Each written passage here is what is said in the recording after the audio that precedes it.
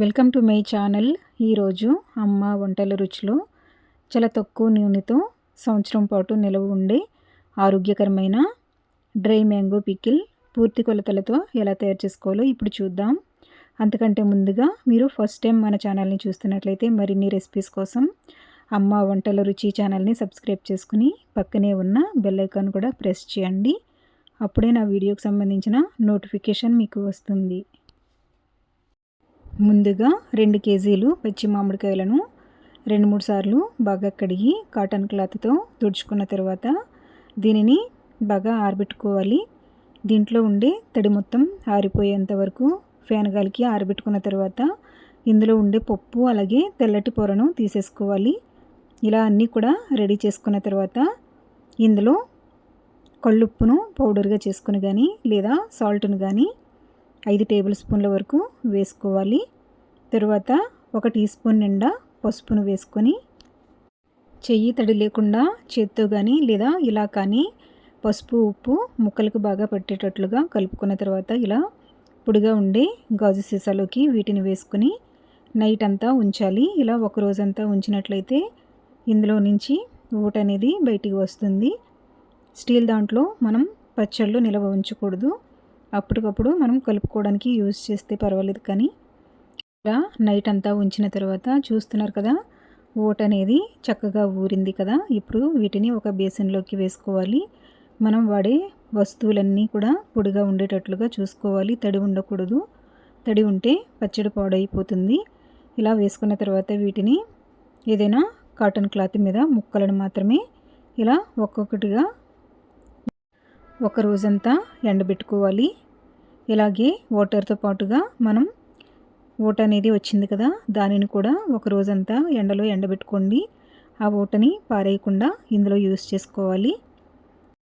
ఇవి రెండు కూడా సెపరేట్గా ఒక రోజంతా ఎండలో ఎండబెట్టుకోవాలి. తరువాత కడాయిలో 2 టేబుల్ స్పూన్లు వాము, 2 టేబుల్ స్పూన్లు ఉల్లి గింజలు, వీటిని కలోంజీ అని కూడా అంటారు. వీటిని కూడా మంచిగా లో ఫ్లేమ్లో రోస్ట్ చేసుకుని ఒక ప్లేట్లోకి తీసుకోవాలి.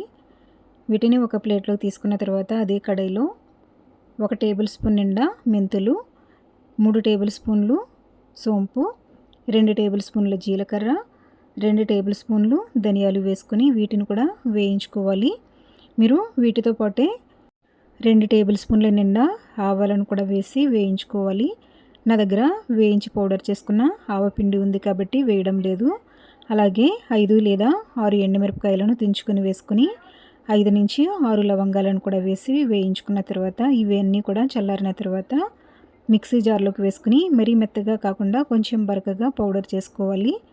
తర్వాత మనకు మిగిలినటువంటి ఊట ఉంది కదా, దానిని ఎండలో పెట్టుకుంటే ఇలా కొంచెంగా అయిపోయాయి. తర్వాత మనం వేయించి పెట్టుకున్న వాము అలాగే ఉల్లి గింజలను వేసుకోవాలి. మనం ముందుగా వేయించి పౌడర్గా చేసుకున్న ఈ మసాలా పౌడర్ను కూడా ఇందులో వేసుకోవాలి. నేను ఇందులోనే ఆల్రెడీ వేయించి పౌడర్గా చేసుకున్న ఆవపిండి 4 టేబుల్ స్పూన్లు ఇందులో యాడ్ చేశాను. వీడియో క్లిప్ అనేది మిస్ అయ్యింది, మీరు మర్చిపోకుండా వేసుకోండి. బ్లాక్ సాల్ట్ 2 టీ స్పూన్లు వేసుకోండి. అలాగే ఇందులో తగినంత ఉప్పును కూడా వేసుకుని అడ్జస్ట్ చేసుకోవాలి. తర్వాత ఇక్కడ నేను కారం ఒక 2 టేబుల్ స్పూన్ల వరకు వేస్తున్నాను. మీరు కొంచెం స్పైసీగా కావాలి అంటే ఇంకొంచెం వేసుకోవచ్చు. నేను తీసుకున్న కారం కొంచెం స్పైసీగా ఉంటుంది కాబట్టి తక్కువ వేశాను. తర్వాత మనం ఒక రోజంతా ఎండబెట్టుకున్నటువంటి ఈ మామిడికాయ ముక్కలను ఇందులో వేసుకోండి.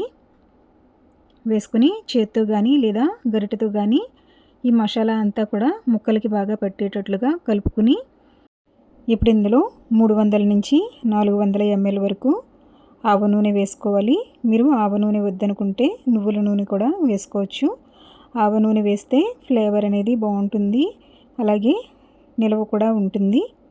ఇలా పొడిగా ఉండే గరిటెతో బాగా కలుపుకున్న తర్వాత దీనిని మరలా బేసిన్తోటే ఒక రోజంతా ఎండలో పెట్టుకోండి. ఇలా ఈ బేసిన్తో పాటు ఎండలో పెట్టుకున్న తర్వాత చూస్తున్నారు కదా, ఈ విధంగా రెడీ అవుతుంది. ఇప్పుడు దీనిని పొడిగా ఉండే గ్లాస్ జార్లోకి వేసుకుని నొక్కి పెట్టుకొని దీనిని 1 ఇయర్ పాటు స్టోర్ చేసుకుని వాడుకోవచ్చు. పాడవకుండా ఉంటుంది, తడి తగలకుండా వాడుకోవాలి. ఇందులో ఆయిల్ తక్కువగా వాడతాము. అలాగే ఇందులో వాడిన మసాలాలన్నీ కూడా ఆరోగ్యానికి చాలా మంచిది. మరీ ఎక్కువ మసాలాలు కూడా ఉండవు.